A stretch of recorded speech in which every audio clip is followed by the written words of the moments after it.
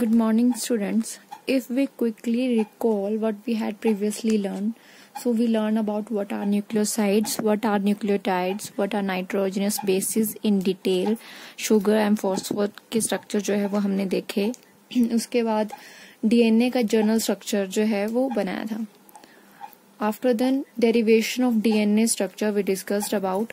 सो हमने पढ़ा था चारगाफ रूल के बारे में and the second one is x ray crystallography जिसके बारे में हम आज डिस्कस करेंगे. सो जो चारगाफ रूल था वो उसमें प्यूरिन और पिरामिड जो हैं वो कितने अमाउंट में प्रेजेंट होती हैं, कौन सी प्यूरिन किस पिरामिडिन के साथ बाइंड करती है और कौन से बॉन्ड्स उनके बीच में प्रेजेंट होते हैं. सो टुडे हम सबसे पहले एक न्यूमेरिकल देखेंगे on the basis of this चारगाफ rule. So the question is, if a double-stranded DNA has 20% of thymine, calculate the percentage of guanine in the DNA. तो अगर डबल स्ट्रैंडेड डीएनए में 20% जो है वो थायमिन है तो हमें फाइंड आउट क्या करना है, ग्वानिन. ये ग्वानिन जो है वो कितनी परसेंटेज में है. So let me write thiamine is equal to 20%. And we know that adenine is equal to thymine.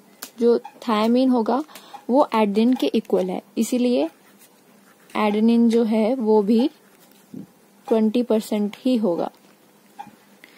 So next A plus T is equal to G plus C. According to Chargaff rule adenine plus thymine जो है is equal to guanine plus cytosine. तो यहाँ पे हमें इन दोनों की value पता है 20 plus 20 equal to G plus C. तो 40 equal to G plus C. So Chargaff rule के अकॉर्डिंग जो A प्लस T है वो 50% प्रेजेंट होती है और जो G प्लस सी है इज इक्वल टू 50%. तो ये टोटल जो है 100% प्रेजेंट होती है. जो नाइट्रोजन बेसिस हैं वो 100% प्रेजेंट होते हैं. तो अब हम क्या करेंगे, G प्लस सी को इस साइड लिख लेंगे एंड माइनस कर देंगे 100 में से. तो 100 माइनस 40 इक्वल टू 60 के इक्वल हो जाता है. And according to rule G is equal to C. G जो है वो हमेशा C के इक्वल रहेगा. तो ये जो 60 है इसको हाफ में डिवाइड कर देंगे अपॉन 2 तो 30. तो G जो की वैल्यू है 30 तो C भी जो है वो 30 होगा. तो यहाँ पे हमने ग्वानिन की रेशियो जो है वो फाइंड आउट कर ली है 30%. सो इस टाइप के न्यूमेरिकल जो हैं वो आपको एग्जाम में आ सकते हैं. So today you are going to learn about x ray crystallography.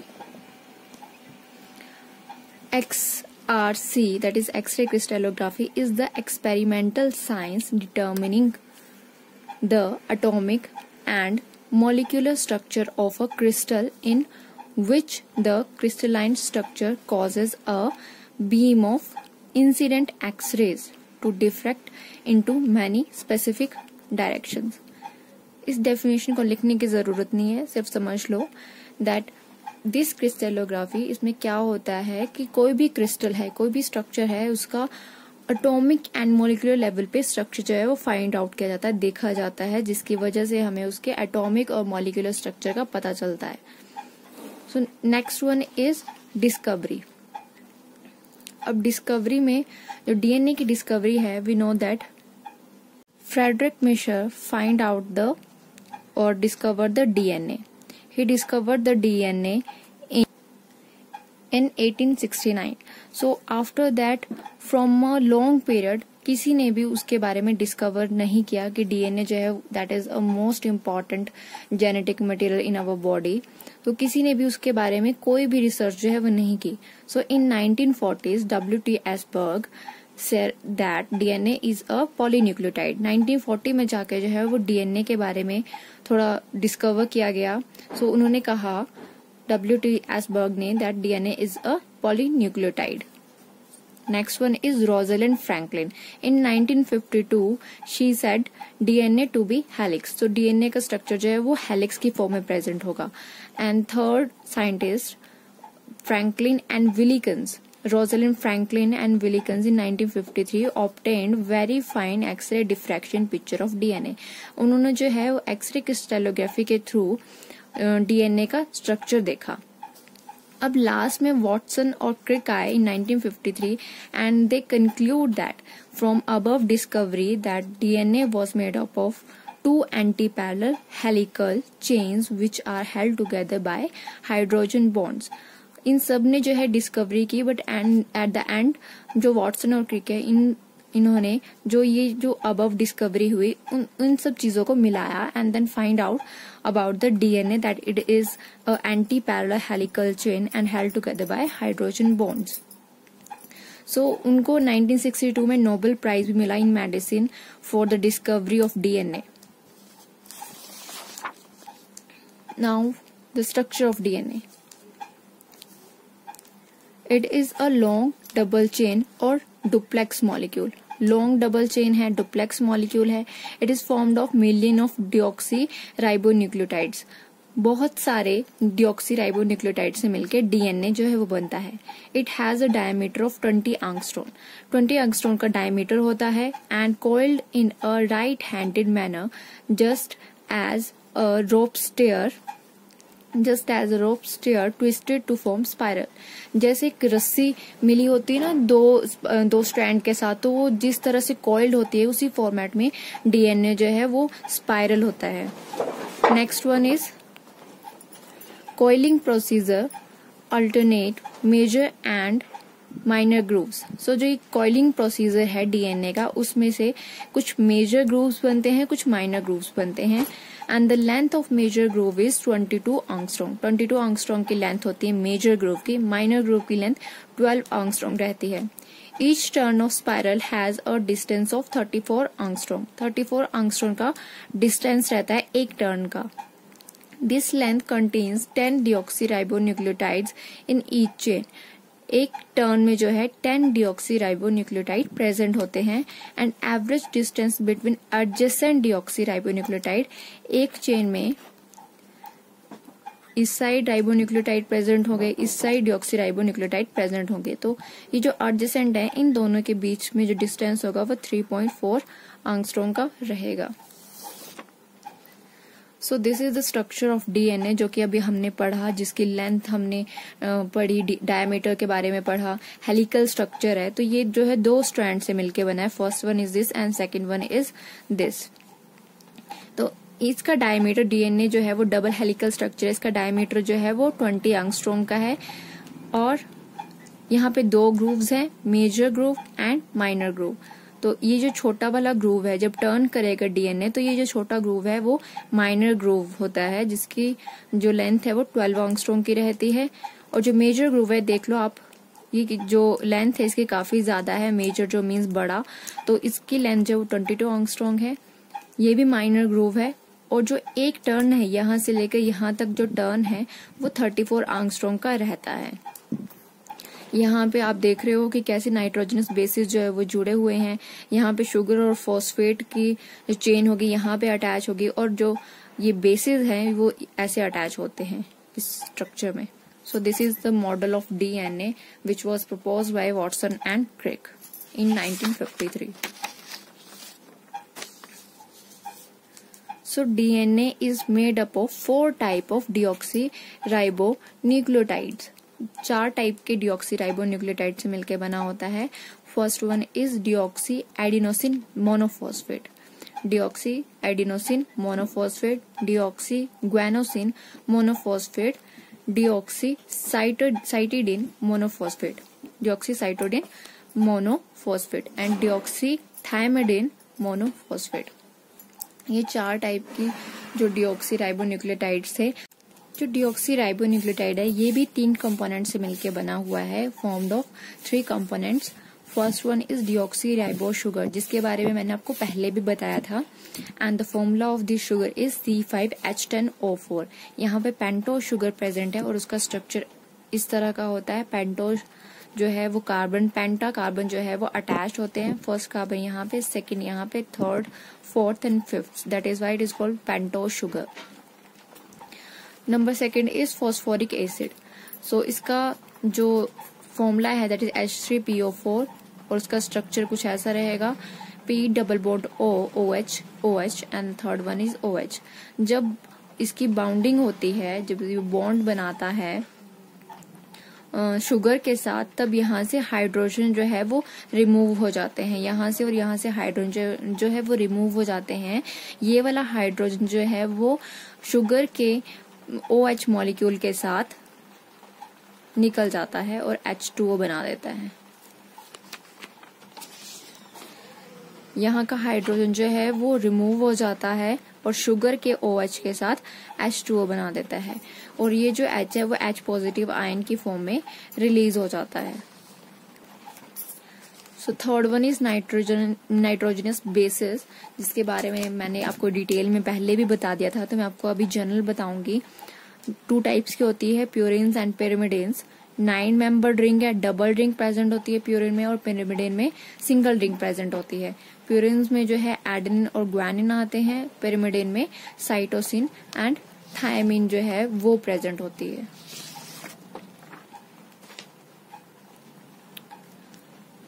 अब जो ये फॉस्फेट है ये शुगर के साथ अटैच होता है, फिर फॉस्फेट फिर शुगर, ये आप लोगों को मैंने कल भी बताया था। तो जो शुगर है वो बेस के साथ राइट हैंड साइड जुड़ी होती है, इस साइड जो वो बेस प्रेजेंट होंगे। तो ये जो फॉस्फेट और शुगर है ये जो है वो बैकबोन बनाती है डीएनए की। Formation of bonds. अब जो डीएनए है, जब डीएनए बनता है तो कुछ बॉन्ड्स बनते हैं। ग्लाइकोसिडिक बॉन्ड बनेगा, फॉस्फोएस्टर बॉन्ड बनेगा और फॉस्फोडाइएस्टर बॉन्ड बनेगा। आपको पता है कि एक पिरिमिडीन और एक प्यूरिन जो है, ये प्यूरिन है एडेनिन और थायमिन, ये जो बाइंड करती है एक दूसरे के साथ, तो उसमें हाइड्रोजन बॉन्ड प्रेजेंट होता है और डबल हाइड्रोजन बॉन्ड प्रेजेंट होता है। जबकि ग्वानिन और साइटोसिन में जो है वो ट्रिपल बॉन्ड प्रेजेंट होता है, ट्रिपल हाइड्रोजन बॉन्ड प्रेजेंट होता है। तो अदर बॉन्ड जो बनते हैं, first one is glycosidic bond. Carbon, oxygen और नाइट्रोजन के बीच में जो बॉन्ड बनता है उसको ग्लाइकोसिडिक बॉन्ड बोलते हैं। ये आपने +1 में भी पढ़ा है। So in case of DNA glycosidic bond जो है वो बनेगा sugar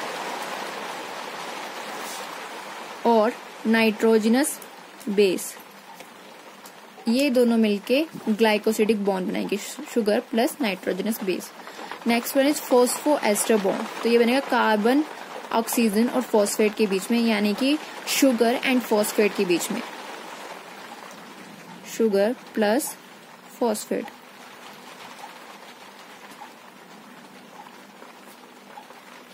next one is phosphodiester. अब फॉस्फोडाइएस्टर में क्या है, carbon, oxygen, phosphorus, oxygen and then carbon, means sugar, phosphate, sugar and then phosphate. तो यहाँ पे जो है शुगर और फॉस्फेट बना रही है, पर अगर ये लंबी चेन बना रहा है, मतलब ये फिर से शुगर के साथ बाइंड कर रहा है, शुगर फॉस्फेट शुगर, तो इसको बोल देंगे फॉस्फोडाइएस्टर बॉन्ड। अगर हम एक चेन को, ये एक डबल हेलिकल चेन है, डबल हेलिकल जो है वो डीएनए का स्ट्रक्चर है। अगर हम इसको डिटेल में देखें, मतलब अगर हम इसको जो है वो अनबाइंड कर दे, तो क्या होगा कि एक जो है स्ट्रैंड ये बन जाएगी, सेकंड स्ट्रैंड जो वो यहाँ से बन जाएगी इसको खोलने के बाद।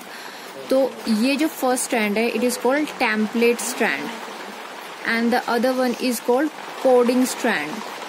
ये जो टेम्पलेट स्ट्रैंड है इट कैरीज जेनेटिक इंफॉर्मेशन, और जो कोडिंग स्ट्रैंड है it is the mirror copy of this strand.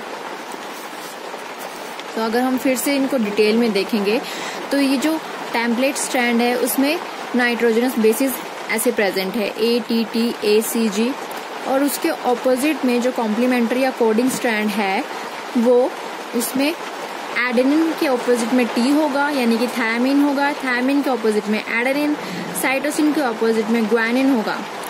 तो इसको हम फर्दर और डिटेल में देखें तो ये इस टाइप का स्ट्रक्चर होगा, ठीक है। ये कॉम्प्लीमेंट्री बेस पेयर्स हैं, शुगर है, फॉस्फेट का मॉलिक्यूल जो है ये प्रेजेंट है, this is phosphate molecule and this is sugar, और एक sugar phosphate group and this base pair, जो कॉम्प्लीमेंट्री बेस पेयर है, ये शुगर और फॉस्फेट मिलके एक न्यूक्लियोटाइड बनाते हैं, ठीक है। और एडेनिन थायमिन के बीच में डबल हाइड्रोजन बॉन्ड प्रेजेंट है, ग्वानिन और साइटोसिन के बीच में ट्रिपल हाइड्रोजन बॉन्ड प्रेजेंट है।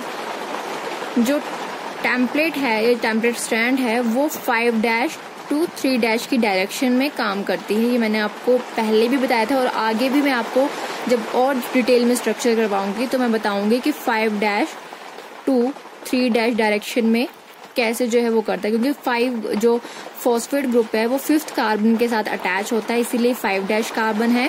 और उसके बाद ये जो शुगर है वो 3' मतलब जो 3rd जो शुगर होगी यहाँ से, क्योंकि फर्स्ट यहाँ से शुरू होता है, 2nd और 3rd, ये जो 3rd कार्बन है यहाँ से जो है फॉस्फेट ग्रुप अटैच हो रहा है, यहाँ से 3rd कार्बन से, ये देखो 3rd कार्बन से फॉस्फेट ग्रुप अटैच हो रहा है, तो यहाँ पे 3' होगा, एंड जो है वो 3' में होता है। जबकि जो कॉम्प्लीमेंट्री स्ट्रैंड है या जो कोडिंग स्ट्रैंड है वो ऑपोजिट डायरेक्शन में चलती है, 3' to 5' में, ठीक है। सो आज हमने डीएनए के स्ट्रक्चर के बारे में पढ़ा, एक्सरे क्रिस्टलोग्राफी के बारे में पढ़ा, कैसे जो है वो उसकी डिस्कवरी हुई डीएनए के स्ट्रक्चर को इन डिटेल, हेलिकल स्ट्रक्चर के बारे में पढ़ा हमने चारगाफ रूल के कुछ न्यूमेरिकल्स भी किए। सो टुडे मैं आपको कुछ क्वेश्चंस दे रही हूँ जिसको आपने जो है वो मुझे बताना है। First question is, if the sequence of one strand of DNA is written as follows, अगर हम इस सीक्वेंस में ATGCAT इस सीक्वेंस में हम लिख रहे हैं 5' to 3' डायरेक्शन में, जैसे कि मैंने आपको यहाँ पे बताया कि यहाँ पे एडेनिन थायमिन इनके ऑपोजिट में इनके ऑपोजिट बेस पेयर होंगे। जैसे अगर मैं कोई एग्जांपल दूं आपको, जैसे ATCG, तो एडेनिन के ऑपोजिट में थायमिन आएगा, थायमिन के ऑपोजिट में एडेनिन आएगा, साइटोसिन के ऑपोजिट में ग्वानिन और ग्वानिन के ऑपोजिट में साइटोसिन, इस तरह से। तो ये जो क्वेश्चन है इसमें आपने मुझे बताना है the sequence of complementary strand, ये था 5' to 3' की डायरेक्शन में, तो आपने मुझे बताना है इसका कॉम्प्लीमेंट्री सीक्वेंस की कॉम्प्लीमेंट्री स्ट्रैंड जो है वो इसका क्या रहेगा। And next question is, if a double stranded DNA has 20% of cytosine, calculate the percentage of adenine in the DNA, जो कि हमने फर्स्ट जो है वो न्यूमेरिकल किया था on the basis of चारगाफ rule. तो हमने जो है वो परसेंटेज निकाली थी किसी भी एक पिरिमिडिन या प्यूरिन की, तो यहाँ पे आपने हमें बतानी है एडेनिन की परसेंटेज चाहिए और साइटोसिन की परसेंटेज जो है वो गिवन है। तो मैं इसकी जो पिक है वो क्लिक करके आपके ग्रुप में सेंड कर दूंगी और आपने मुझे इसके जो है आंसर्स जो है वो बताने हैं। So thank you so much.